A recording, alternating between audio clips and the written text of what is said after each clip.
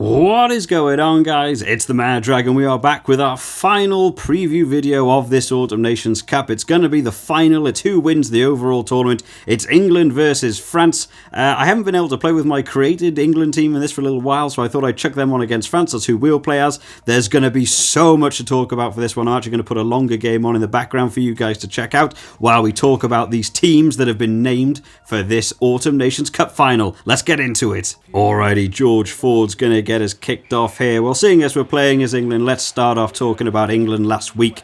England versus Wales was exactly how I really thought it was going to go. A very dominant performance from England. There was no messing about. Eddie Jones has so far played this tournament against Ireland and Georgia with a bit of a new look team. They moved Owen Farrell back to 10. They wanted to create their two actual centres. They were playing a bit of a new style of rugby. They wanted to show off what their forwards could do. They were testing out some new set plays and some new moves. They came up against a Wales team that I don't think they knew what to expect. And because they didn't know what to expect from that Wales team, they completely swapped it back. They went back to how they played during the Six Nations. They moved Owen Farrell back to 12. They managed to bring George Ford back in at 10, creating the two set plays on either side of a ruck, coming from basically two number 10s. There was a lot more of the box kicking and the trying to kick further back into the wings play that we haven't seen a lot of this tournament from England. And overall, I think 80 minutes was pretty dominant from England.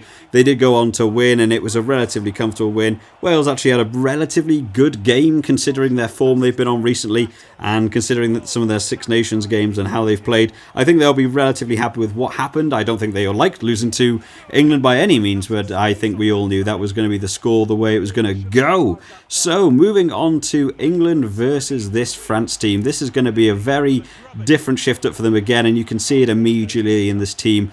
They don't know what to expect from this France team. We did get to see France beat Italy last week with this outrageous C team France full of players I don't even know. We didn't know really where it was going to go. Could Italy have won that? Were France going to win 70 points to 0? I don't think we knew, and I think Eddie Jones has got the same thought coming through. I don't think we got to see the full potential of a lot of those French players. There were an awful lot of penalties, an awful lot of knock-ons to really know quite how damaging they're going to be. So Eddie Jones for this one has followed the same game plan he basically had against the Wales team. He's gone back to his Six Nations and his World Cup setup, moving Owen Farrell to 12 and keeping George Ford at 10. To be honest, there isn't a great deal of changes here for us to really look at, but I will chuck the team on screen for you guys. So here we go. The forward setup is the Eddie Jones classic, I guess it's going to be called now. Mako Vunipola, Jamie George, Kyle Sinclair, the Power Three, Maro Itoje and Joe Launchbury, the line-out bandits that are just stealing every single line-out. Tom Curry, Sam Underhill, Billy Vunipola as a back three. They seem to interchange Tom Curry and Sam Underhill an awful lot. They've moved Tom Curry to the 6 channel now. Maybe they're trying to bluff France into thinking Sam Underhill won't be the main attacking runner now that he's at 7 instead of 6. I don't know, but as a forward 8, it's the exact same 8 that Eddie Jones loves to play, and I think he's got this forward team pretty much set up. They did destroy the Georgian front forwards, and I think they're going to go on and do it repeatedly throughout this tournament, and I think they're going to keep going now through to the Six Nations with this set team really in the front 8. In terms of the backs, Ben Youngs and George Ford, who actually played relatively well together last week. Obviously George Ford having to come in now to this 10 shirt instead of Owen Farrell. But, of course, they've all played together so much. Who else knows really what else they're going to do? Johnny May takes his number 11 shirt. He's never going to lose that shirt, seemingly. Henry Slade, who actually had a really good game against Wales. I'm always impressed by Henry Slade. I just don't think he gets enough credit. And I think the 12-13 combo of Owen Farrell and Henry Slade, we even got to see it with Henry Slade's try against Wales. Owen Farrell actually not being greedy, probably for the first time ever in a game of rugby. He's just going for the outside pass, managing to get out to Henry Slade, who did score a great try, and it was definitely always going to come. Anthony Watson gets to come in back on his right wing. He obviously did enough to impress. I don't know what's happened to Jonathan Joseph. I assume injury by the fact he's been dropped from the team entirely, but it's nice to see Anthony Watson's going to get another chance. He's very strong, and he really did shut down Reece Zammit last week, and I think he'll be quite impressed with that game. And finally, 15 is going to be Elliot Daly. Again, I think he's still the number one choice. I know George Furbank actually did do quite well through the Six Nations, but Elliot Daly's just on another level, really, isn't he? I think as a set 15, this is as strong as England are going to put out. I am actually quite surprised with this tournament. Eddie Jones really hasn't experimented an awful lot. This team playing right now, you could easily have seen in the World Cup last year. There's not really any new boys coming to this, and considering that they're going up against such a raw French team with no real caps between them. I'm quite surprised they've gone quite so heavy. I think they're just about the win now. They want to try and put a stamp. They have this tournament. They don't know if it's going to happen again next year, this tournament. So why not have the only tournament in history of the Autumn Nations Cup go to you? I absolutely understand Eddie Jones's move here. In terms of the finishers, Luke Cowan-Dickie coming in. Ellis Genge, who hasn't been cited for his lovely little headbutt. Will Stewart will be coming in as well to finish them off.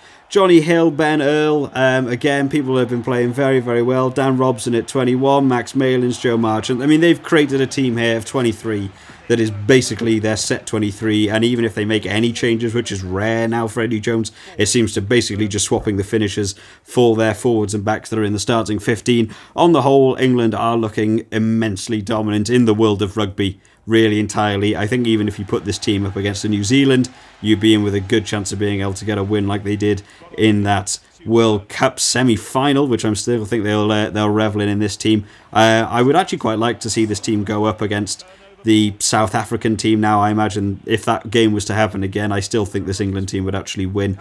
I think Eddie Jones has really been able to sort this team out. The only thing that I don't quite understand is the lack of experimentation. I can't think who it was. Was it Jack Willis came in very early in this tournament, and we just haven't seen him again soon, and he had a great game. And I'm really surprised that he hasn't tried to get more players in with no caps, especially seeing as pretty much every team in this tournament has not come in with a full team, whether it be through injury or through trying to play lesser cap players or new boys. They've really sort of tried to experiment and try to get some people some game times. Eddie Jones seems to be the main one for me that hasn't tried to do this. He's more experimented with seeing what players are capable of in terms of their defensive meets attacking. He's talked a lot about these hybrid players that we've seen nothing from, which there was quite a lot of comments from, even by the commentary team last week in this England thing, making jokes about watching Mako Vunipola run onto the wing very quickly to swap places with Johnny May. But I don't think we're going to see an awful lot of this hybrid player system. I think there's a great ability to have versatility in players when you consider people like Tom Curry and Sam Underhill that swap that 6, 7, 8 position. But in terms of actually mega hybrid where you play backs as forwards and forwards as back, there's very little that I think can really be done. There's the occasional people that come in. Kokana Singer is a player I haven't heard of a lot recently. I don't know if anything's happened to him injury wise, but he's definitely, he could easily play a forward or a back, and there are some people in the world that can definitely do that. New Zealand have a couple that sort of fill in at different positions, but realistically I think Eddie Jones is doing very well with this England team. I'm imagining this is a winning team before this game is happening. I actually have only just seen the France team at a very quick glimpse just before making this video, so I haven't actually had a proper look. So we will move on to the France team and have a look at what France are going to offer this game in this final. And what a 15 it's going to have to be to stand up to that Eddie Jones team. So last week they actually played very well. I was incredibly surprised to watch that France versus Italy game. I thought Italy were going to really hold it together. The first half was a bit scrappy. It's a bunch of people that have never really played together. There was a lot of miscommunication. There's a couple of passes just being thrown wildly in between players. An awful lot of knock-ons. I'm sure they'll want to try and remove some of those handling errors. But on the whole, France actually played very well. One of the stars that stood out in that game was Julan, I think it's pronounced, who plays 15 at the back. What a game he had against Italy. He ran that game out of nowhere. I wish I picked him for my fantasy team. He had a fantastic game, and I think he could really be looking at doing some real damage in the world of international rugby. Bouthier is actually a very good player for France and has been a good fullback, and he's got a hell of a boot on him to kick it. What was it, like 90 metres did he kick it once in one of the games in the Six Nations? But Julan is superb. I think generally as a fullback, he was everywhere. He was counter-running, counter-kicking, received every single ball. He was doing his own up and unders and retrieving them. I think he's a brilliant player. I think he's going to look very, very impressive, not just in this tournament. I expect to see him in the next Six Nations anyway. So in regards to this France team going forward to this England game, there have been a couple of changes to this team. Let's check it on screen for you guys. So Netty has been dropped to the bench, which I don't think was surprising. He had a really bad game in my opinion in terms of those scrums. So many penalties going against him. The referee was actually quite honest in saying, this is what you're doing wrong, and I don't believe you're doing things correct, and this is why I'm putting the penalty against you, and never adapted his game. He had at least 3 or 4 penalties against him for the same thing at scrum time, and I don't know why he wasn't trying to adapt his game at all. So Netty will drop down to the bench. Collinga, who's not a player I know a lot about. These are sort of French players that will be coming in from the top 14. If you didn't watch my last France video where they were playing Italy, there's so many of these players I don't know, so I'm trying to learn them pretty much as everyone else is. There's a couple of other switches going through there. One of the big ones is Tolofua, who's going to be coming at number 8.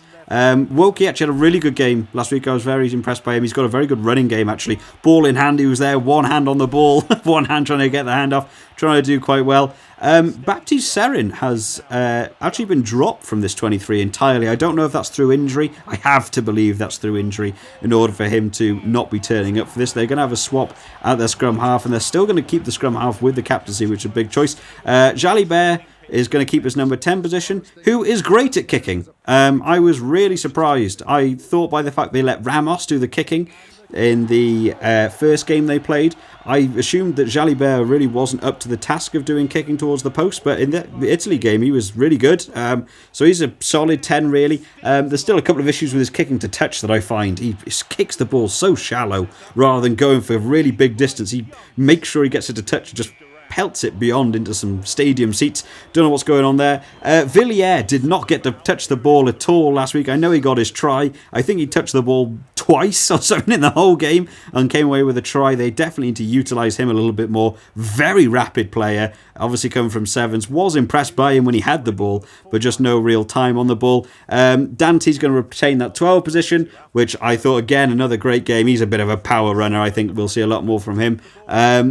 Mo Fana, who's going to come in at number 13. I don't believe I got to see a lot from him last game. I don't even remember if he played last game, to be honest. I mean, that's how little he impressed me if he did. And then Raka is going to come in at 14, who I think is a great player. He is a beast. He is the French version of Kokanasiga, in my opinion. He's a bit of a monster and a fast-paced runner. I think he'll do quite well, actually. Going up against Johnny May is going to be a bit of a size mismatch, actually. I think he might be able to outpower Johnny May. Will he be able to outrun him? I don't know. Of course, Johnny May's got to be one of the quickest people in world rugby at this point. But Raka is very, very big, and I think he actually might be able to shut down Johnny May a little bit on that wing, hopefully, but we'll get to see what he manages to do in that game. And then Julan, of course, to finish them off in that 15 position. The standout player for me, absolutely should have been man of the match in that France versus Italy game. Very, very impressive. Looking forward to seeing him do a little bit more. I actually wonder if England will change their kicking game a little bit, knowing how good he was at fullback and whether they're trying to remove the ability for him to do a lot of his counter running that he was doing so well in that Italy game.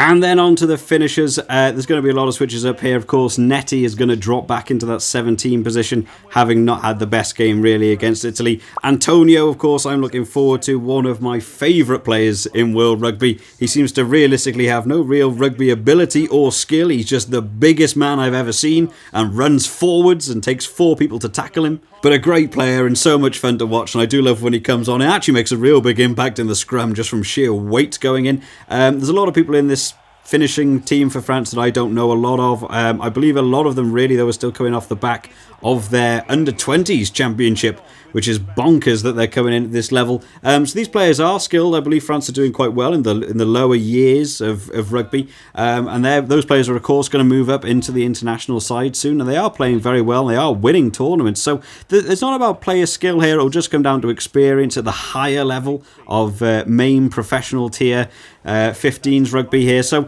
I'm going to be interested to see how this France team performs. But I absolutely believe England are going to be coming in here with the stronger team. I think most people are going to be expecting England to win this one. I think all that France really have going for them now is individual skill of individual players and the fact that there will be absolutely no game plan coming into this game that England can prepare for. They don't really know what France are going to do. I'm sure Sean Edwards is trying to drill into them the ability for defence. They're going to want to try and move about a little bit and not let so many gaps open up. I think Italy had a couple of runs against them that they won't be happy with. As well as the kicking game, I think the kicking game will need to change. Although Julan was very, very good at the counter run and being able to do so much, and I wonder whether England will change their kicking game to not give him the ball as much, but I think they're going to have to swap up because Julian was very big in kicking back, which works very well against Italy and can work, you know, because their players may not catch the ball as well as England, but against an English side, you can't really be doing a whole bunch of up and unders and hoping to get that ball back. You've got to be able to retain possession and try and work the phases through. In terms of prediction for this game, I think my prediction has to go with England. It's the odds-on favourites for this. If you're going in with a World Cup team versus a C team France, I think you've got to believe England are going to win this one. If they don't, I think Eddie Jones needs to drastically look at what went wrong during this game. So my prediction for this game is going to be an England win. I think it's going to be relatively comfortable. I actually think they'll go a little bit soft in the first half. I don't think they'll be trying to do anything too experimental. I think they'll want to do the basics well. They'll get a lot of kicking in. I'm sure Owen Farrell will have a great time doing some kicking. He will have done a lot of training since his last game. He did miss a couple of ones in the Wales game. So I'm going to say England to win by 24, I reckon, is what it's going to come out as. I reckon the first half's going to be a little bit slow, with some players basically just trying to move their way through the forwards. Maybe England will attempt to do their little thing they did against Georgia, trying to get some driving maul tries. I'm sure they'll want to get some of their wingers to try and get a bit more time, especially people like Anthony Watson out on the wing. Coming up against Villiers is going to be tough. He's such a quick player. But they'll want to be trying to get a little bit wide, and I think they'll be making sure those points go over. But I'm going to believe it's going to be an England win for this one, as I think most people will probably believe it's going to be an England win. But it's going to be a good final. Hopefully, I hope it's not a walkover. I hope it doesn't end something like 50-0 and sort of ruin what has been a relatively fun tournament. It's a shame that the final is going to be such a mismatch of people. But let me know down in the comments, guys, how do you think it's going to go? Who do you think is going to win? Will England just dominate this one? Will France make the shock appearance of a lifetime? If you've enjoyed this video, guys, make sure you drop it a like and make sure you subscribe to the channel to keep up to date with all the videos as they're coming out. I hope you've all enjoyed today, guys. I hope you enjoyed this Autumn Nations Cup. I will see you all next time. Bye bye.